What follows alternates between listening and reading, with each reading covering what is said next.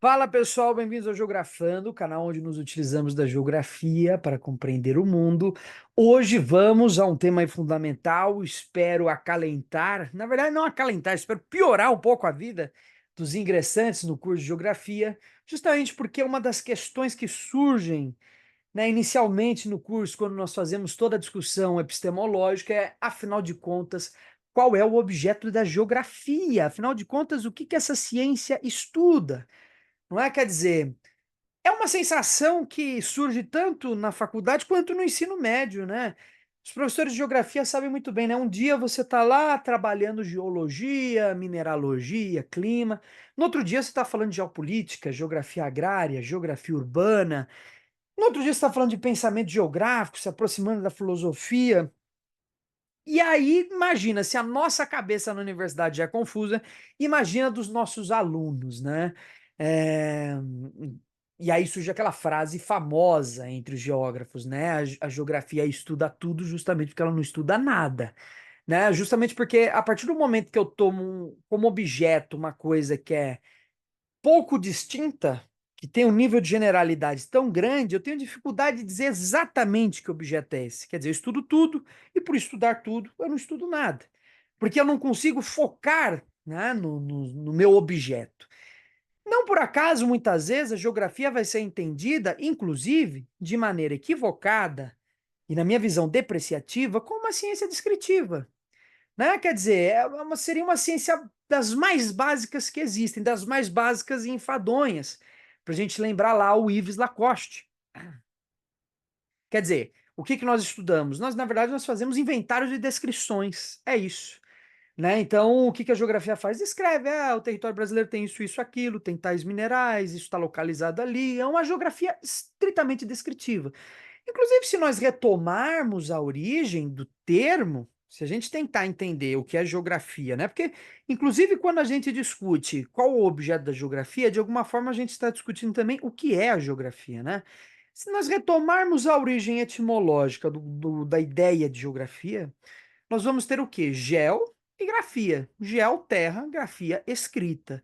A geografia seria, então, uma descrição, por isso escrita, uma descrição do planeta Terra. Isso, de alguma forma, por que que eu digo que é uma maneira depreciativa de ver a geografia? Porque não existe ciência sem descrição. A descrição é o elemento mais básico da ciência. A física precisa de uma descrição, a matemática precisa de uma descrição, eu preciso descrever o meu objeto.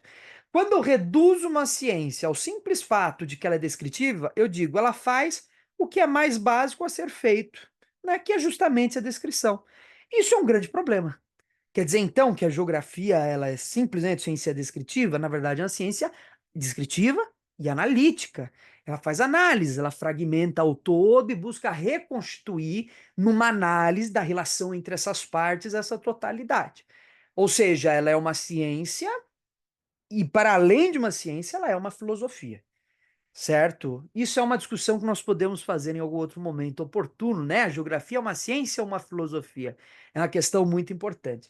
Por agora, vamos nos ater ao seguinte, né? Se já é difícil na cabeça dos ingressantes nos cursos de geografia, até para os doutores, não é? Porque é um assunto que não está resolvido, dizer o que é esse objeto da geografia. Imagina para os nossos estudantes do ensino médio. A gente se contenta muitas vezes em fazer algumas relações, mas explicar exatamente o que é esse objeto e toda a sua complexidade é algo que nós nem esperamos, nem de forma curricular nós esperamos isso no ensino médio. E na graduação a gente espera que alguma coisa seja desenvolvida nesse sentido. E para isso, antes de começar mais propriamente o nosso tema, eu gostaria de trazer um relato como estudante da geografia. Em certo momento do curso, né, como estudante, um dos meus professores estava dando uma aula sobre o objeto da geografia. E ele deu várias aulas, né, sobre qual seria esse objeto da geografia. E eu inconformado, porque eu achava que aquilo ali, né, ele tinha chegado num resultado, né? Ele parecia que ele estava muito certo de qual era aquele objeto. E inconformado com aquilo, né, eu mandei um e-mail para esse professor com a pergunta: professor, poderia me dizer qual é o objeto da geografia? Esse professor cobrava que nós enviássemos, né, e-mails de forma recorrente, com perguntas, e foi essa a minha pergunta. E aí, na próxima aula, antes de iniciar a aula, ele começou com uma espécie de esculacho. Ele me citou, me convocou e disse: O Leonardo me enviou um e-mail que eu fiquei chocado, achei uma coisa terrível. Acho que você não está nem frequentando as aulas, porque eu já defini várias vezes o objeto da geografia, já defini diversas vezes, eu acho que está mais claro do que nunca. E eu comecei a pensar comigo, né? Poxa, ele está tão certo de que ele achou o objeto, vamos complicar um pouco. Então, assim que ele me deu a palavra, eu falei: Professor, eu acredito que você tenha desenvolvido bem aí a questão do objeto, mas eu não me dei por satisfeito. Pelo seguinte, apenas no único livro, nesse daqui que eu vou conversar com vocês hoje, apenas no único livro, o professor Antônio Carlos Robert Moraes, no primeiro capítulo desse livro, que é um capítulo curto, ele apresenta 6 objetos para geografia e as variações no interior desses objetos.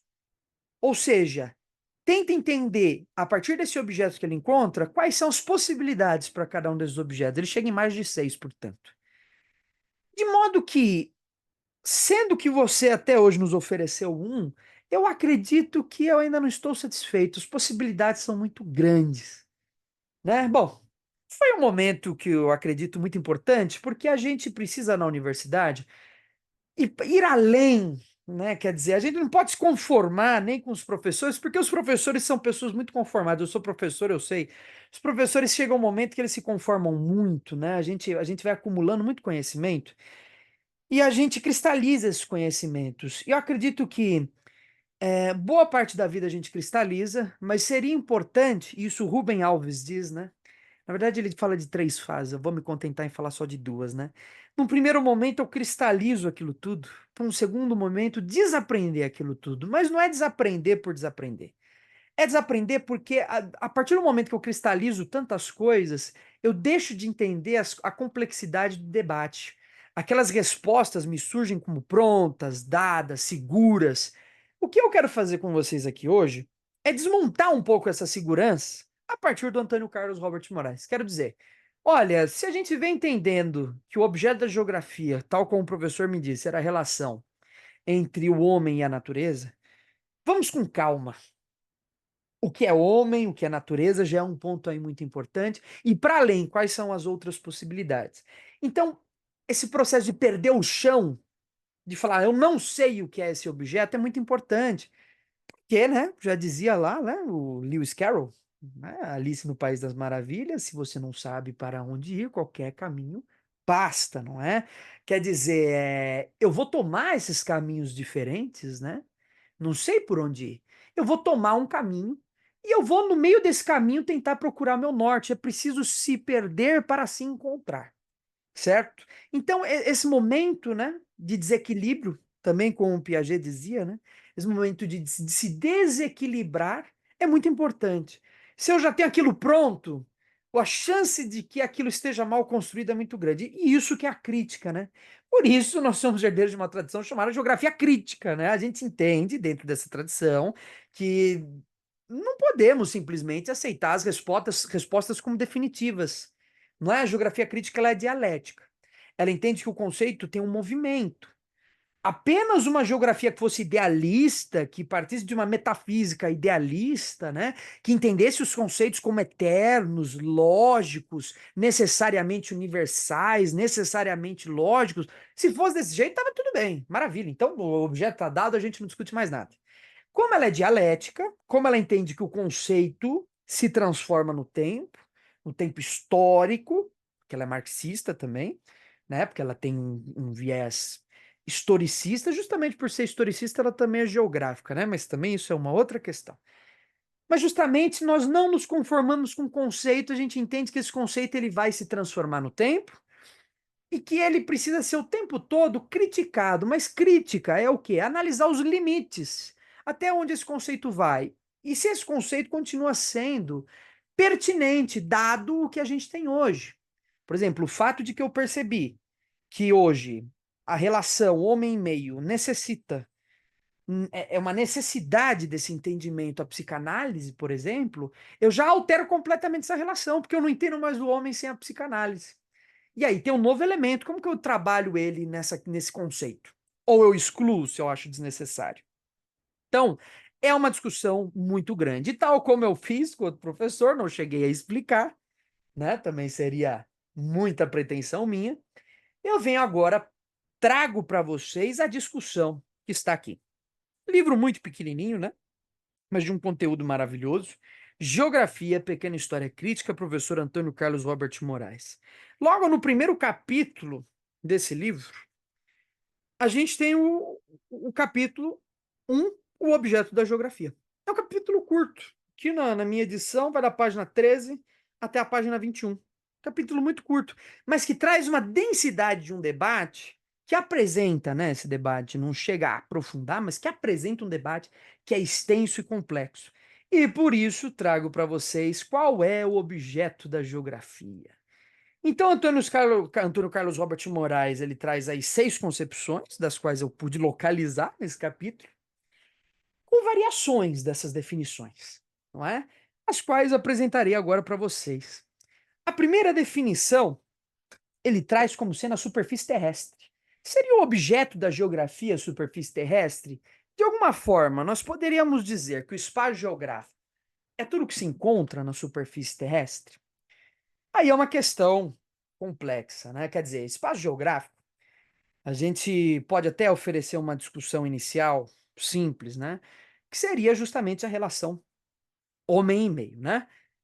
A superfície terrestre hoje poderia se confundir com o espaço geográfico, uma vez que não há hoje ponto nenhum na superfície terrestre que não sofra o impacto da presença humana. Vamos pensar, né? Lá no interior da Antártida, nenhum homem nunca chegou em um determinado local. Já chegou, né? Mas vamos supor, né? Lá no fundo das Fossas Marianas, tem vários pontos que a gente ainda não alcançou.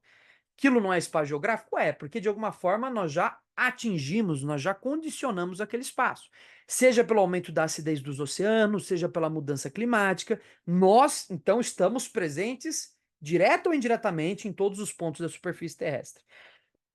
Veja como aqui, como eu disse anteriormente, como o debate conceitual na dialética ele está sujeito ao tempo histórico. Se nós estivéssemos fazendo essa discussão no século XVI, nós não poderíamos confundir ou dizer que a noção de superfície terrestre se aproxima da noção de espaço geográfico. Justamente porque a gente não tinha chegado em todos os pontos do nosso planeta, né? Alguns pontos ainda se mantinham de alguma forma inalterados. De modo que nossa presença, mesmo que indireta, seria tão pequena em alguns pontos que praticamente seria nula, não é? Então, olha como aumenta a potência dessa discussão hoje, nessa relação entre superfície terrestre e espaço geográfico. Não só isso. Hoje eu poderia dizer que o espaço geográfico está para além da superfície terrestre, porque o nosso espaço sideral já está sendo incluído como uma zona de ocupação. Então veja como essa discussão está muito sujeita ao tempo histórico. De qualquer forma, vamos pensar aqui, seria a superfície terrestre? Qual que é o argumento que vai utilizar aqui o nosso professor Tunico, né, Antônio Carlos Robert Moraes? Vou abreviar como Tunico, porque esse nome, né, gigantesco. O Tunico, ele dizia assim, né, ele quer dizer, é, o objeto tomado como a superfície terrestre é um objeto muito vago. Né? Quer dizer, quando eu entendo que a superfície terrestre é o objeto da geografia, ao mesmo tempo a superfície terrestre, ela vai ser objeto de diversas outras ciências. Então, quando eu digo que é a superfície terrestre, eu torno um pouco vaga essa discussão. Então, não necessariamente ao falar de superfície terrestre, eu estou falando de espaço geográfico. Eu estou dizendo, portanto, então, que a superfície terrestre seria um objeto, mas um objeto extremamente vago, né? Então, o Antônio Carlos Robert Moraes diz assim no capítulo 1: alguns autores definem a geografia como estudo da superfície terrestre. Esta concepção é a mais usual e, ao mesmo tempo, a de maior vaguidade, pois a superfície da Terra é o teatro privilegiado por muito tempo único de toda a reflexão científica, o que desautoriza a colocação do seu estudo como especificidade de uma só disciplina. Então, esta definição do objeto apoia-se no próprio significado etimológico do termo geografia, como apresentei no início, quer dizer, a descrição do planeta Terra. Assim, caberia ao estudo geográfico descrever todos os fenômenos manifestados na superfície do planeta, sendo uma espécie de síntese de todas as ciências. Essa ideia de síntese vai retornar lá no Kant, como nós veremos, né? Mas ser então uma geografia essa síntese, ela trabalharia todos os aspectos que incluem a superfície terrestre? é uma descrição, é uma classificação usual, né? Alguns professores aí assistindo podem em algum momento ter colocado, né, o objeto da geografia como a superfície terrestre. Mas quando a gente fala superfície terrestre, não necessariamente a gente está falando do tom, do teor, né, da sua consequência espacial. E, portanto, a gente tem mais dificuldade em entender isso como um objeto, dada a sua vaguidade. Então, seria esse daí um primeiro objeto? Não sei, né? Já vamos para o segundo, né? A geografia seria, então, uma ciência de síntese. Portanto, sendo uma ciência de síntese, né, como definiu Kant, né, o Kant ele definia duas ciências como ciências de síntese, né? Uma que seria as ciências de síntese do homem, que era a antropologia do Kant, e outra que era a ciência de síntese da natureza, que justamente era a geografia. Então, olha como o Antônio Carlos Robert Moraes coloca, né? Esta concepção do objeto da geografia como estudo da superfície terrestre origina-se das formulações de Kant. Para este autor, haveria duas classes de ciências: as especulativas, apoiadas na razão, e as empíricas, apoiadas na observação e na sensação. E aí, como a gente sabe, a geografia é tomada como uma ciência empírica, essa discussão do razão e sensação, né? É aquela antiga discussão filosófica muito característica ali da época do Kant, em que ele escreve, né? Desde o século XVI até o século XVIII, para além, inclusive, né? Mas ali se torna muito clara uma discussão entre uma filosofia da razão e uma filosofia empírica, né? Quer dizer, de um lado você tem um autor como René Descartes ou Leibniz, que são autores a priori, né, a prioristas, que entendem que a razão é o fundamento da existência. Do outro lado, a gente tem empíricos como John Locke, como David Hume, né, que vão trazer uma concepção de filosofia que entende que o conhecimento tem origem no mundo empírico, na experiência. É uma discussão enorme, né?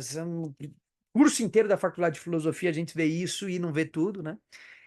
E vai ser de alguma forma, né, uma tentativa de ser resolvida essa discussão com Kant. O Leibniz já tenta resolver um pouco isso, né? Mas o Kant ele vai dizer o quê? Você tem algumas ciências a priori que vão principalmente estudar então os elementos racionais, que são o tempo e o espaço. Você tem outras ciências, né, que vão estudar o mundo empírico. Ele tenta de alguma forma na sua filosofia unir essas duas coisas, né?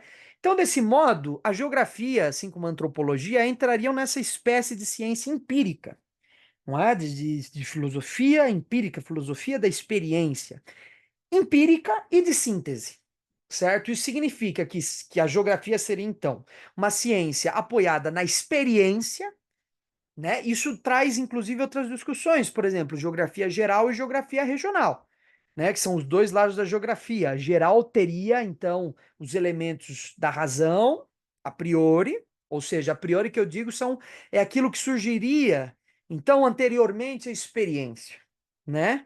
Aquilo que eu me apoio antes da experiência para observar.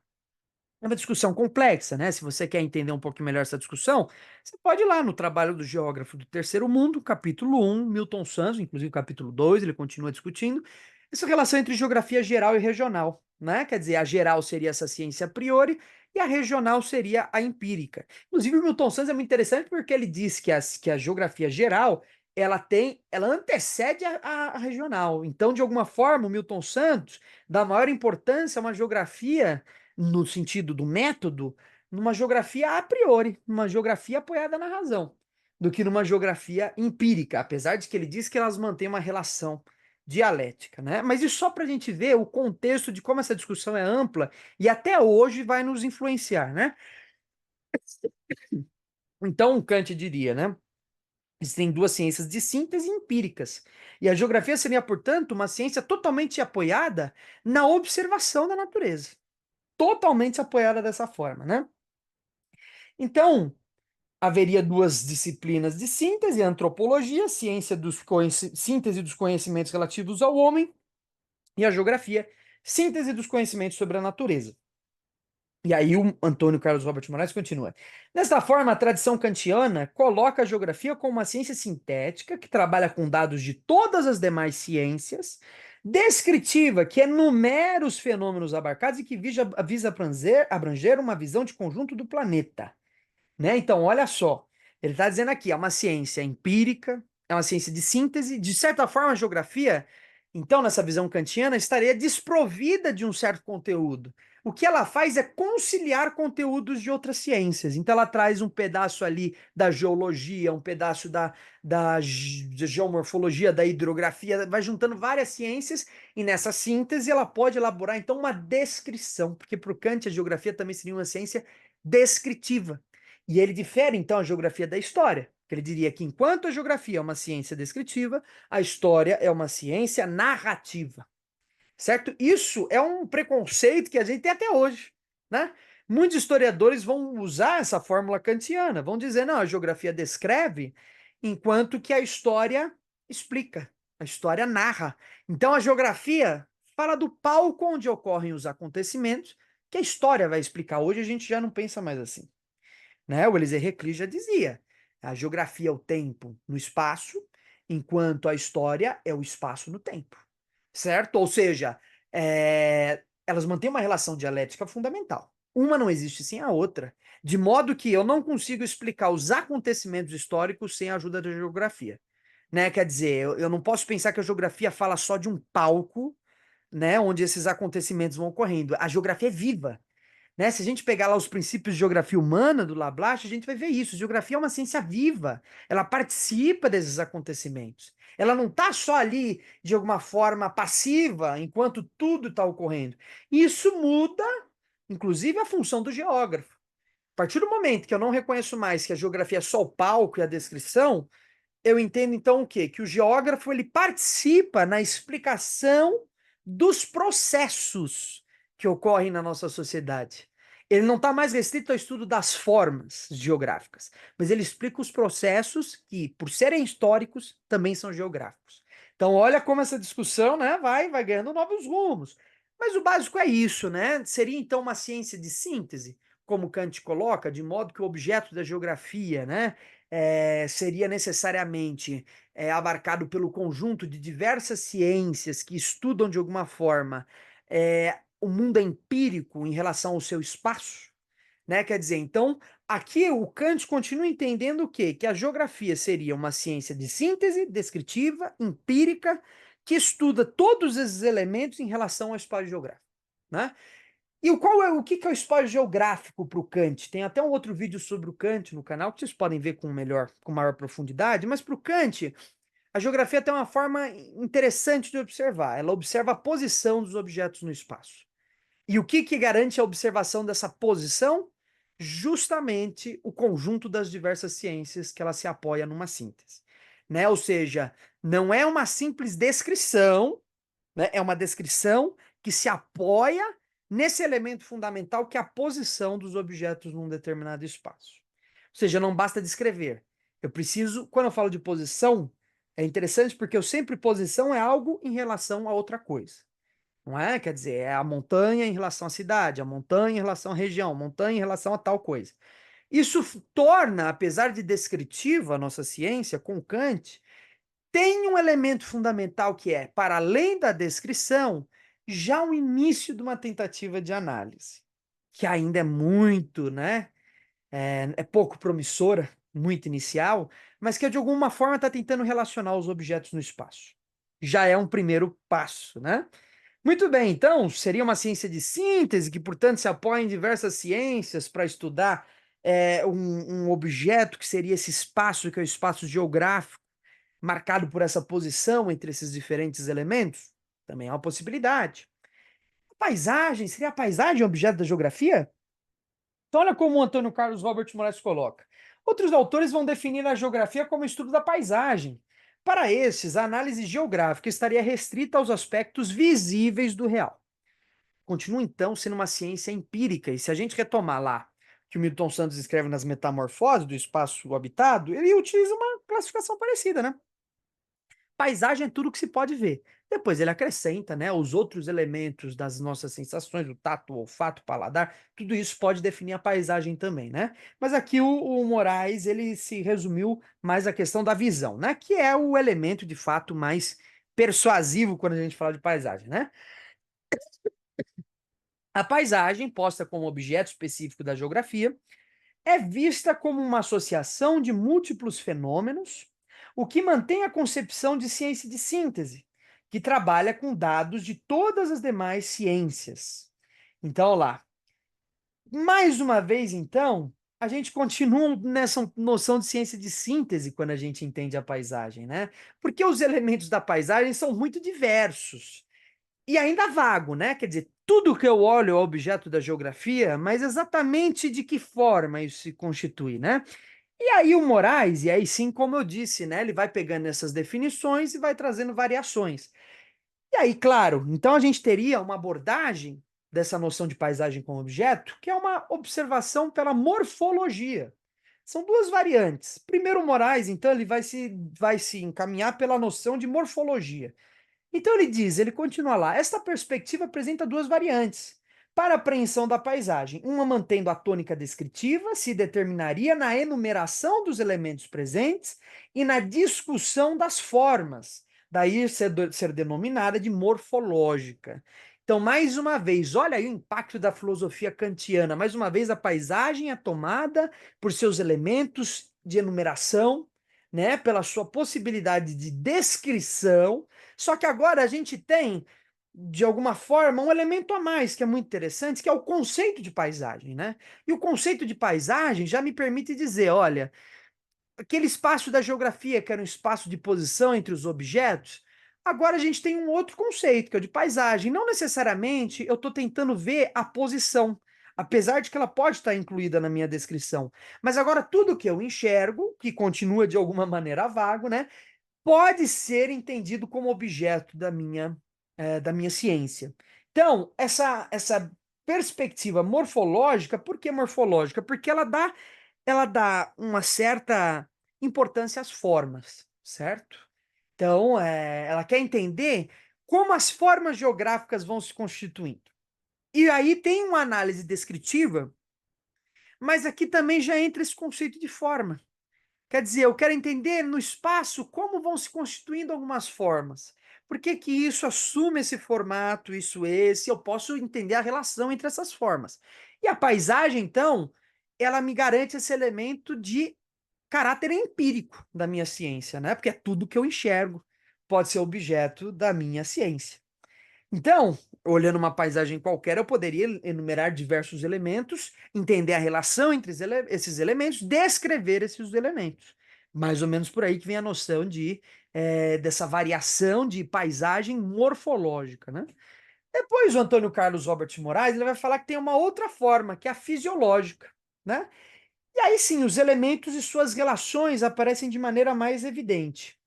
Ele continua dizendo a outras preocuparia mais com a relação entre os elementos e com a dinâmica destes, apontando para um estudo de fisiologia, isto é, do funcionamento da paisagem. Bom, a outra visão poderia até de alguma forma entender essa relação. Quando eu descrevo de alguma forma, isso já parece de alguma maneira implícita, né? Existem alguns objetos que são do urbano, alguns que são do rural. Quando eu falo de fisiológica, é porque aí sim eu entendo que isso é um elemento fundamental e que a descrição não pode ser feita sem eu estabelecer relação entre as formas que eu observo. No outro, apesar das relações serem possíveis, elas não eram necessárias. Agora, nessa visão de uma abordagem fisiológica da paisagem, ela não só é possível, ela é necessária, sem a qual não consigo descrever a paisagem. Então, essa fisiologia é importante. Eu preciso entender a relação entre esse elemento com aquele elemento com aquele outro, não é? E isso vai me dar a dinâmica da paisagem. Isso dá aquela noção de paisagem viva, né? É uma paisagem viva, está em movimento, né? Apesar da paisagem ser um registro de um momento, né? De algo estático, eu consigo, pela relação entre esses elementos, entender algum tipo de movimento. Ela me dá uma noção de movimento. Apesar de que essa concepção vai ser muito criticada mais à frente, né? O Milton Santos é um cara que vai descer a lenha nessa concepção, né? Pega lá o espaço habitado do homem, né? Um dos livros também é o Espaço Habitado, né? Um dos livros que foram feitos também para o grande público, apesar de que é difícil também, do Milton, né? Ele vai dizer, mas essa concepção de paisagem, mesmo que eu entenda pela fisiologia, né? Essa concepção fisiológica, ele não vai usar esses termos, mas ele vai se atentar um pouco nesse sentido. Ele vai dizer ainda é uma noção problemática, porque é uma noção de aparência. Quando eu vejo a paisagem, eu não sei dos elementos de essência, aquilo que está interno nessa paisagem. Ou seja, quando eu tomo essa geografia como uma ciência extremamente empírica e me detenho só o que eu posso observar, escutar e sentir, eu não compreendo o que está para além da sensação. E o Milton, como bom marxista, sabe que existem mecanismos internos que não se apresentam diretamente na paisagem. Ou seja, a paisagem é um conceito importante, mas não poderia ser o objeto, como Milton Santos colocaria. Não é porque no interior dessa paisagem existem elementos que não me surgem. Por exemplo, vamos tomar um exemplo. Se eu for no centro de São Paulo e observar a paisagem, eu consigo escrever muitas coisas, mas não vai me aparecer imediatamente, pode me aparecer a desigualdade, mas os mecanismos dessa desigualdade muitas vezes estão escondidos. Por exemplo, como que eu mostraria a mais-valia na paisagem? Como que eu... Pode ter uma tentativa, mas mesmo que eu me aproxime dessa noção, ela não é imediatamente revelada. Ela só pode ser compreendida se eu tentar entender o que há de interno naquela paisagem, naquela dinâmica. Então, é uma concepção também de paisagem, é uma concepção um pouco frágil, né? Então, isso vai fazer com que muitos autores coloquem a paisagem como um elemento importante, né? Um elemento que não poderia ser o objeto, mas que é um elemento e um conceito que nos permite um instrumento de análise, sem o qual fica mais difícil minha observação, né? Muito bem, então, a perspectiva fisiológica.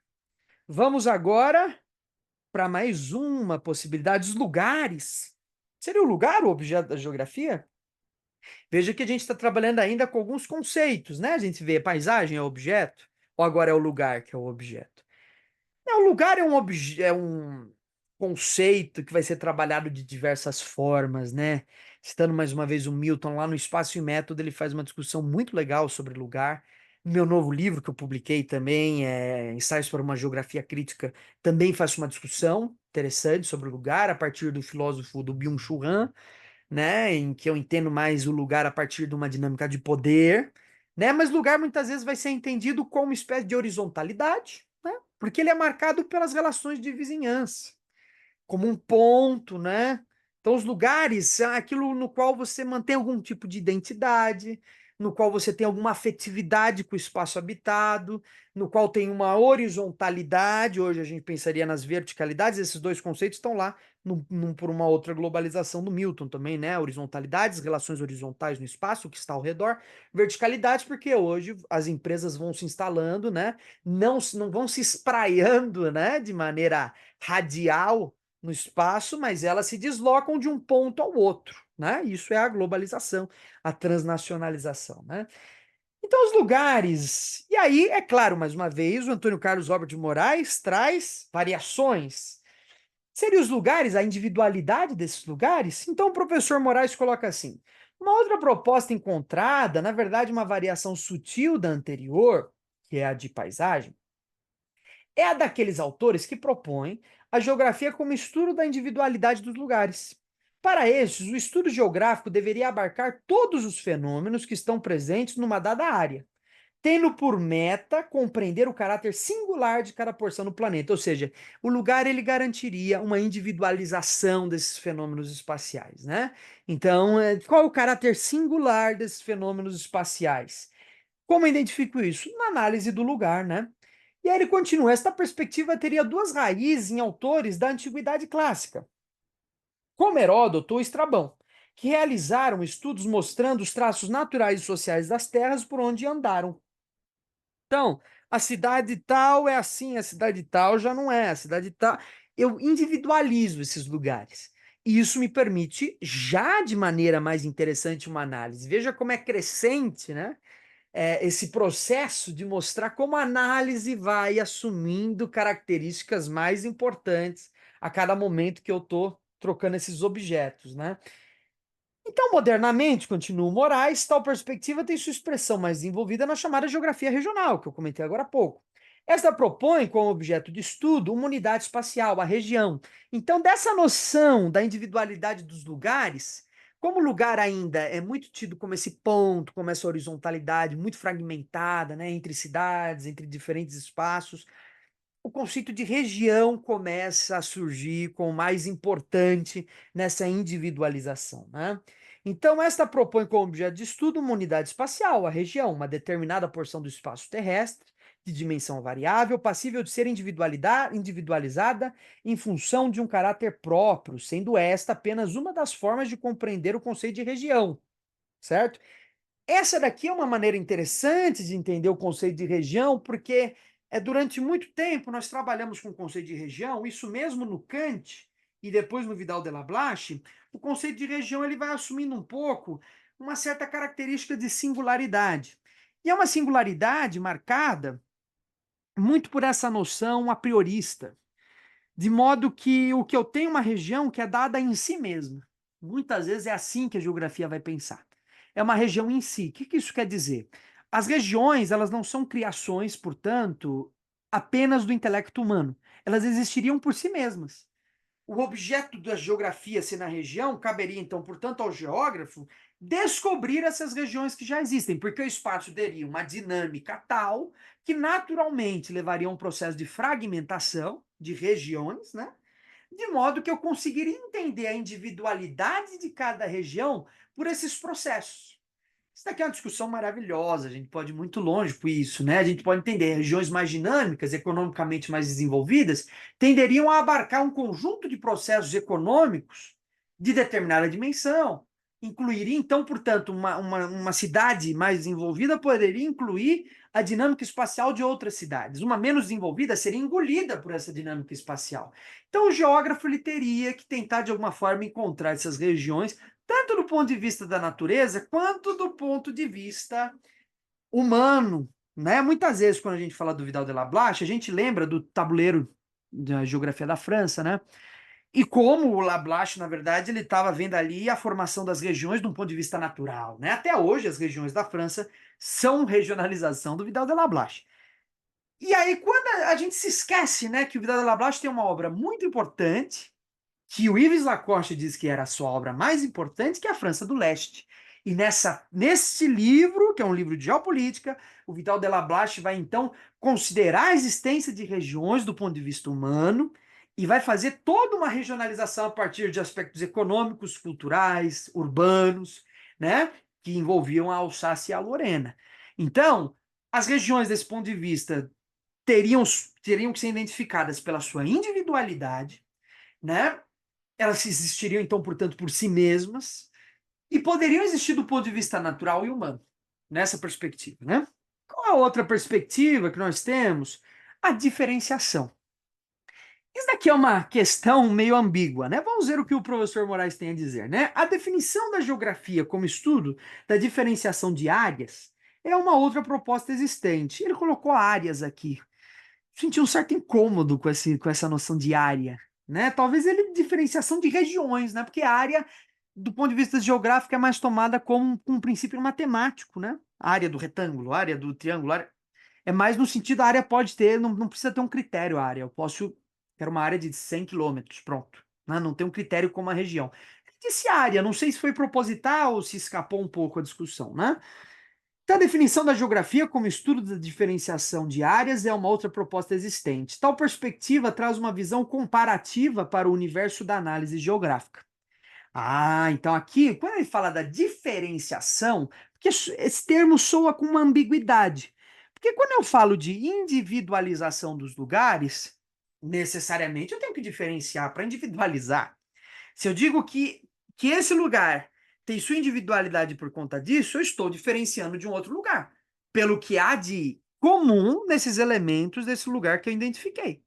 Então, para individualizar, é necessário que se diferencie. Mas quando ele fala de diferenciação aqui, ele está falando justamente de uma visão comparativa, como ele está colocando. Então, isso nos traz uma noção de lugar, ou como ele elevou, né, de lugar, passando para uma perspectiva de região, onde eu tenho, então, uma noção de região dinâmica. Na verdade, são as regiões em relação às outras regiões. Eu tomo ela na sua singularidade, mas eu quero entender como sua singularidade está relacionada com as outras singularidades. Então, eu entendo nessa perspectiva que a região, ela existe em si, que a região, ela tem uma delimitação, certo? Mas que eu não entendo essa região somente em si mesma. Só na comparação com as demais eu entendo. Ela só existe como existe porque ela tem uma outra vizinha. Vamos pensar o caso do Brasil. Você tem a região concentrada do Milton. Essa região concentrada, ela vai explicar as outras regiões, certo? Justamente porque tudo se concentrou do ponto de vista de infraestruturas e capitais nessa região, que as outras perderam do ponto de vista de capitais, de infraestrutura, né? A urbanização é diferente. Então eu tenho que fazer uma relação entre as regiões, certo? É uma perspectiva que eleva ainda mais, né, essa noção, não é? Eleva ainda mais a fundamentação analítica do que eu estou querendo entender, né? Então, busca individualizar áreas, tendo em vista compará-las com outras. Daí a tônica nos dados que diferenciam cada uma. Então, a tônica por quê? Ó, daí a importância que se dá nessa abordagem do que há de diferente entre uma e outra. Né? Eu posso individualizar minha região sem necessariamente me preocupar com a minha vizinha, mas nesse caso é importante fazer essa comparação, né? Porque eu entendo que ela só pode existir se comparada com a outra, né? Desta forma, a explicação é buscada acima, se bem que por intermédio dos casos singulares, né? Ou seja, ela é buscada pela comparação com as outras regiões, mas os casos singulares continuam sendo importantes, né? O que eu faço agora é só comparar os casos singulares. Muito bem. E aí a gente chega numa concepção que também é muito utilizada até hoje, né? Que é a concepção de espaço. Seria então o espaço objeto da geografia?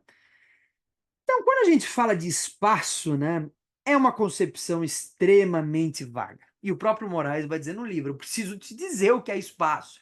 Porque simplesmente dizer, ó, é o espaço, não dá muito certo, muita coisa fica de fora, né?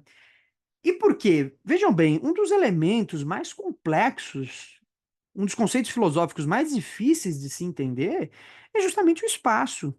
E aqui a gente tem que diferenciar o que é espaço do que é espaço geográfico. O espaço é uma coisa, espaço geográfico é outra. Porque eu tenho espaço geográfico, espaço matemático, não é? Eu tenho o espaço dos astrônomos, o espaço da física. E aí, o nosso espaço não é o espaço total, é uma totalidade, o espaço geográfico. Mas ele não é o espaço total. É uma maneira de se enxergar. E o Milton vai partir muitas vezes disso, né? Então, nós trabalhamos necessariamente com uma determinada noção de espaço, que é a noção de espaço geográfico. Eu não poderia dizer que é o espaço puro meu objeto. Por exemplo, para a gente complicar mais ainda, se a gente pegar o espaço da matemática, o Euclides vai definir esse espaço como união de planos. Um conjunto de planos forma um espaço matemático. Esse é o objeto da geografia? Não é. Esse é um dos objetos da matemática. Ela vai trabalhar com o conceito de espaço. Pode não ser o principal, ele pode ser uma variação do seu objeto. Né? Também definir o objeto da matemática é complicado, né? Mas vamos, na geografia já é difícil, vamos ficar por aqui, né? Então, seria o espaço? Pode ser, então, o espaço. Mas como que eu caracterizaria? Daí, mais uma vez, as variações que vai trazendo o Antônio Carlos Robert Moraes para entender essa discussão. E aí, a primeira que ele traz é o espaço como categoria. E ele diz o seguinte: o espaço pode ser concebido como uma categoria do entendimento. Isto é, toda forma de conhecimento efetivar-se-ia através de categorias, como tempo, grau, gênero, espaço, etc. Essa é uma concepção extremamente racionalista, né? Trabalha com categorias fixas, como eu disse, né? Não é uma categoria com categorias imutáveis, geralmente, né? Como a matemática, né? Ou seja, é... inclusive a noção de categoria ela pode ser entendida de diversas formas, né? Mas uma maneira de entender a noção de categoria é que a categoria ela teria algo de mais durável que o conceito. É claro, isso aí a gente vai entrar lá na discussão de Aristóteles. Ele tem um livro chamado Categorias. Não necessariamente é como a gente usa esse conceito hoje, né? Mas a categoria ela teria uma certa universalidade, né? Ela seria universal no tempo e uma certa necessidade lógica. Isso significa o quê? Que se eu entendesse que a categoria de espaço é o objeto da geografia, eu cairia numa espécie de noção, talvez kantiana, né? De espaço como um elemento a priori, anterior à experiência, que é universal, que é lógico, e que eu posso notá-lo em todo o tempo histórico, em todos os lugares desse espaço. E que, portanto, eu trabalharia com essa categoria. E aí o Moraes continua. Nesta concepção, o espaço, além de ser destituído de sua existência empírica, como eu disse, iria para uma existência a priori, anterior à experiência, portanto não empírica, seria um dado de toda forma de conhecimento, mais uma vez, não podendo qualificar a especificidade da geografia. Quer dizer, se a gente toma um objeto de uma universalidade, mais uma vez, tão grande, a gente cai, mais uma vez, no erro de, olha, é vago. E aí, é o espaço como categoria. Mas e aí? A gente estuda mais uma vez, vamos estudar tudo que tiver nesse espaço puro. Né? Por exemplo, seria objeto da geografia o desenvolvimento das crianças, né? Porque as crianças vão desenvolvendo uma noção de espaço numa determinada idade. E aí eu poderia entender esse espaço puro, como vai se constituindo na criança. E aí seria um estudo geográfico de noção desse espaço. É possível. É possível. Mas eu aumento muito a vaguidade do meu tema, né? Então, complicado, né? E aí ele vai trazendo, então ele pega primeiro essa noção mais a priori, a priorística, e ele vai dando um caráter mais empírico. Depois, então, ele vai dizer o espaço como atributo dos seres. E ele diz o seguinte: o espaço também pode ser concebido como atributo dos seres, no sentido de que nada existiria sem ocupar um determinado espaço.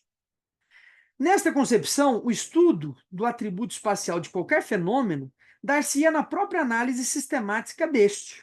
Assim, não seria possível propô-lo como um estudo particular, logo como objeto da geografia. Então, nessa concepção, o estudo do atributo espacial de qualquer fenômeno, qualquer coisa que tenha uma dimensão espacial, portanto, dar-se-ia na própria análise sistemática deste. Então, qualquer coisa que tenha uma dimensão espacial pode ser analisada em relação à sua dimensão espacial. Então, pego lá, por exemplo, a dispersão de populações de leões pela África. E aí eu posso dizer, isso é um fenômeno espacial, portanto, né? E veja como aí já surge uma dificuldade, né? Porque eu poderia dizer que alguns fenômenos que são mais naturais são também fenômenos geográficos. E espaço geográfico depende da interferência do homem. Isso hoje não teria tanta dificuldade pelo fato de que eu não tenho estritamente mais fenômenos naturais, né? É um ou outro. Por exemplo, a erupção de um vulcão é natural. Pode ser influenciada pelo homem, mas é natural. Não é? Quer dizer, vem das forças do interior do nosso planeta. Agora, a maioria dos diversos fenômenos que existem no nosso planeta são inegavelmente relacionados com a relação do homem, né? Com relação ao homem. Então, mas ainda assim seria vago. Quer dizer, eu pegaria qualquer objeto e, portanto, tudo que tem uma dimensão espacial poderia ser utilizado como estudo. Ainda falta um pouco a presença do homem nessa forma de entender, como nós veremos, né? E aí vem as análises mais bem construídas do Ratzel, do Lablache. Mas por enquanto estamos aqui, né? O espaço como um ser. Olha só, o espaço como um ser é uma discussão que a gente tem muito forte na geografia. Recomendo que vocês leiam o texto, não vou me lembrar o nome do texto agora, mas tem um texto muito legal, acho que é uma ontologia do espaço, algo assim, vocês acham aí, é domínio público, foi publicado numa das revistas, acho que na USP, né? Do professor Elvio Rodrigues. Ele vai discutir muito essa questão aí do espaço seria um ser. Ele vai dizer, não, o espaço é categoria. O ser é o homem, né? É uma discussão ontológica, né? O professor Elvio faz muito essa discussão. Discussão muito boa, recomendo muito a leitura desse texto. Se eu me lembrar, eu coloco na descrição aí do vídeo. Então, espaço como um ser. Finalmente, o espaço pode ser concebido como um ser específico do real, com características e com uma dinâmica própria. Aqui haveria a possibilidade de pensá-la como objeto da geografia, porém só depois de demonstrar a afirmação efetuada, ou seja, que ele é um ser específico do real, com características e com uma dinâmica própria. E, portanto, com características e dinâmicas próprias, eu poderia ter uma forma de abordar isso de uma maneira mais sistemática. E aí ele continua: esta perspectiva da geografia como estudo do espaço enfatiza a busca da lógica da distribuição e da localização dos fenômenos. Distribuição, localização, a qual seria a essência da dimensão espacial. Então, o modo como as coisas estão distribuídas, a lógica por trás disso, por que que estão assim, portanto, e a localização dos fenômenos. Por que que eles estão localizados onde estão? Ah, então aqui eu tento delimitar um pouco melhor. É isso que eu quero entender no fundo? Talvez isso seja uma abordagem que se aproxima mais já de uma concepção geográfica. Entretanto, esta geografia que propõe a dedução, o que ele quer dizer com dedução aqui? Dedução é o processo da experiência, né? Dedução é o método empírico. Quando eu observo o mundo, eu trabalho com deduções, né? Quer dizer, eu estou, de alguma forma, deduzindo os fenômenos pela observação da experiência, né? Seria o contrário numa abordagem a priorista, né? Seria a indução, né? Quer dizer, é um processo diferente. Dedução, ele está dizendo aqui que tem um caráter empírico que pode ser observado. Então, entretanto, seria geografia. Entretanto, esta geografia que propõe a dedução só conseguiu se efetivar à custa de artifícios estatísticos e da quantificação. É um campo atual da discussão geográfica. Quer dizer, ela se enveredou, essa questão da localização e da distribuição virou mais uma vez uma descrição quantitativa. São os números que vão me explicar isso. E aí entra toda a discussão lá da geografia teorética, né? Então, que tenta entender esses processos espaciais de um ponto de vista estatístico, que não é como trabalha a geografia crítica, né, mais comum aí em alguns departamentos de geografia no Brasil. Não é unanimidade, viu? E aí entra agora sim, né, de uma maneira mais recente, mais bem construída, inclusive, né? As relações entre homem e meio seriam, então, objeto da geografia? Então, as relações entre homem e meio. E aí o Moraes diz o seguinte: finalmente, alguns autores definem a geografia como o estudo das relações entre o homem e o meio, ou posto de outra forma entre a sociedade e a natureza. Esse conceito é complicado, hein? Natureza, até o conceito de sociedade. Mas o conceito de natureza é complicado, hein? E isso, inclusive, está na origem de muitas ambiguidades, vaguidades, né? Do modo como essa discussão se torna vaga, inconclusiva, difícil de ser entendida. Alguns vão falar de natureza segunda, né? Vamos lembrar lá que o é, Neil Smith, né? Ele tem um livro sobre geografia urbana, me fugiu o nome agora. Acredito que é algo sobre desenvolvimento desigual e combinado, né? Alguma coisa assim. E uma grande parte do capítulo vai ser dedicada à definição do que é natureza, né? Então, é complicado essa definição, né? E aí ele continua, assim a especificidade estaria no fato de buscar essa disciplina explicar o relacionamento entre os dois domínios da realidade, né? Como se relaciona, então, homem e natureza. Seria, por excelência, uma disciplina de contato entre as ciências naturais e as humanas ou sociais. Então, muito bem, aqui ela já vai assumindo uma característica mais humana. Veja que até agora a gente veio discutindo muita coisa, e agora sim que o homem entrou como um elemento decisivo na minha compreensão de mundo. Agora que o homem entrou como esse elemento decisivo. O homem e a natureza. E aqui começa a complicar também um pouco, porque, como nós viemos vendo, né, quais eram os objetos? Paisagem, os lugares ou regiões, o espaço como categoria, o espaço como atributo dos seres, o espaço como um ser, ah, e por aí vai. Por que agora complica? Porque a gente toma como objeto uma relação. Antes a gente tomava um conceito como objeto. Agora a gente toma como objeto a relação entre dois conceitos, sociedade e natureza, que são conceitos que começam a assumir cada vez menos uma perspectiva priorística e assumem uma perspectiva histórica. Então eu estou tentando entender a relação homem-meio como objeto. O nosso objeto seria uma relação. E isso é muito complicado, né? Porque eu teria que explicar então como se dá essa relação. Várias tentativas, né? Pelo trabalho, pela técnica, né? E no meio disso tudo, várias discussões paralelas, como nós veremos aqui. Então a primeira variação seria o quê? Determinismo geográfico. E aí o Moraes vai então começar a ver essa relação meio-meio a partir simplesmente dessa relação entre os conceitos, né? Homem e natureza, vamos dizer assim, né? Então, ele coloca, né? Meio é outro conceito, né? Não vamos confundir, vamos dizer natureza. Então ele começa a ver como se dá essa relação. Ele vai dizer que historicamente isso vai se dando de algumas formas. Então, quando se considera o homem como menos influente que a natureza, como determinado, portanto, pela natureza, a gente tem uma classificação que a gente pode chamar de determinista. E aí, é claro, entra lá o nosso já conhecido Ratzel, né? E ele vai dizer assim, o Moraes, ó, alguns autores vão aprendê-lo como as influências da natureza, então esse objeto, né, com as influências da natureza sobre o desenvolvimento da humanidade. Estes tomam a ação do meio sobre os homens e as sociedades como uma verdade inquestionável, e caberia à geografia explicar as formas e os mecanismos pelos quais esta ação se manifesta. Desta forma, o homem é posto como um elemento passivo, cuja história é determinada pelas condições naturais que o envolvem. Então, o homem é um elemento passivo, né? Quer dizer, as condições naturais que vão explicar. Então, é o determinismo do Ratzel. Em algum momento eu vou trazer só um vídeo sobre determinismo para explicar isso de maneira mais profunda, porque se eu for explicar o determinismo agora, o vídeo vai ficar gigantesco. Mas a ideia é o quê? Eu estou estudando, quando eu tomo esse objeto da geografia, eu estou entendendo que o homem ele é determinado pela natureza. E aí seria então a geografia uma ciência que buscaria explicar como a natureza faz com que a sociedade seja tal como ela é.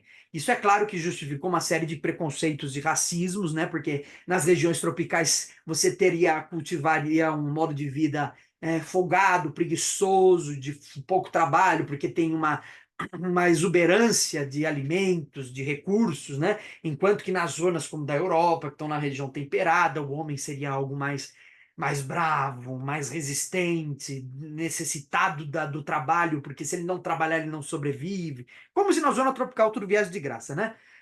Não é bem assim, né? Nós sabemos. Então, mas tudo bem, é uma primeira tentativa. Foi principalmente aí um dos grandes expoentes, o Ratzel, né? Antropogeografia, geografia política, o Ratzel. Depois a gente teria uma outra classificação. O homem seria mais importante nessa relação do que o meio. E aí ele diz: outros autores mantendo a ideia da geografia como estudo da relação entre o homem e a natureza, vão definir-lhe o objeto como a ação do homem na transformação deste meio.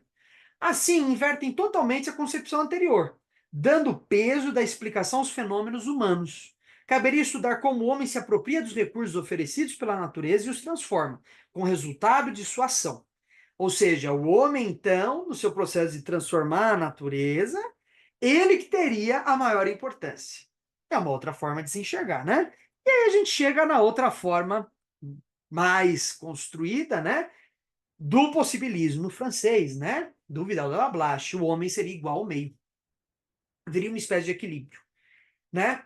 E aí ele diz, ainda aqueles autores que concebem o objeto como uma relação entre si, com os dados humanos e naturais possuindo o mesmo peso. Para esses, o estudo buscaria compreender o estabelecimento, a manutenção e a ruptura do equilíbrio entre o homem e a natureza.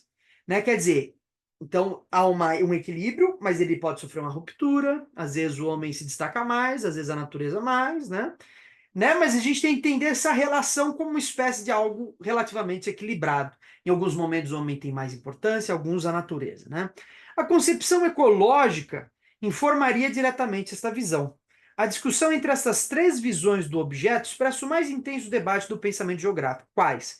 Essa visão de natureza é superior ao homem, a natureza é inferior ao homem, ou existe um equilíbrio, né? Quando Moraes escreve o livro, é isso que se destaca, e até hoje, de alguma forma, é isso que se destaca como elementos fundamentais aí dessa geografia. Entretanto, em qualquer delas encontra-se a ideia de que a geografia trabalha unitariamente com os fenômenos naturais e humanos. Então, isso é o fundamental. A geografia trabalha com fenômenos de ordem natural e fenômenos de ordem humana. Nós não podemos tirar uma coisa da outra, né? Bom, pessoal, essas são as definições do Moraes. Vocês vejam aí, nem deu para fazer o debate mais profundo, né? A gente fez aí o debate raso, na superfície ainda. De fato, é uma discussão muito grande. Mas é importante notar que isso daí é uma espécie de sistematização no professor Moraes, e para além disso, a gente poderia trazer autores mais específicos, né? A gente poderia tentar as diversas tentativas de construção do objeto da geografia pelo professor Milton Santos. São várias, se a gente pegar, seria necessário um dicionário Milton Santos, né? Seria muito importante para a gente ver essa variação ao longo do tempo. São muitas concepções, a gente precisaria sistematizar isso de uma maneira bem adequada, né? Mas existem outras tentativas. Por exemplo, o professor Yves Lacoste, ele vai colocar o poder como um elemento central da definição de espaço. A gente tem outras tentativas, né? Então, fica aí, né? São diversos objetos da geografia. Aproveito para fazer a publicidade mais uma vez do meu livro. Foi publicado agora, recentemente, Ensaios para uma Geopolítica Crítica, e lá eu debato qual que é o objeto da geografia, só que eu coloco lá uma outra tentativa, de substituir o conceito de natureza por meio. Seria, na verdade, relação homem e meio, o objeto da geografia, e aí eu vou tentando explicar ao longo do texto como se daria a mediação entre homem e meio, e o porquê que eu acho mais interessante meio do que natureza, não é? Mais ou menos já disse um pouco atrás, né, dessa vaguidade do conceito de natureza, e porque natureza já se inclui no conceito de meio de alguma forma, né? Mas, é claro, a discussão lá é muito mais intensa, muito mais profunda. Por agora, acho que o que vale destacar é perceber o quão complexo é essa discussão e mais um ponto. Eu não dei resposta sobre qual é o objeto da geografia. De fato, é uma discussão aberta. São várias possibilidades. A ideia é que os geógrafos possam operacionalizar suas investigações a partir dessas discussões com o que eles acharem mais bem construído. E que nós, como geógrafos, também tentemos construir nossas concepções para tentar analisar o mundo. Mas é uma discussão complicada, né? Sem a filosofia, em nenhum momento nós conseguiremos fazer essa discussão de uma maneira adequada, né? Por enquanto, deixa aí registrado, então, de Geografia, Pequena História Crítica, do professor Tonico Antônio Carlos Robert de Moraes. É daqui que eu tirei essa discussão, mas seria possível discutir muitos outros objetos. Por hoje é isso, pessoal. Até uma próxima.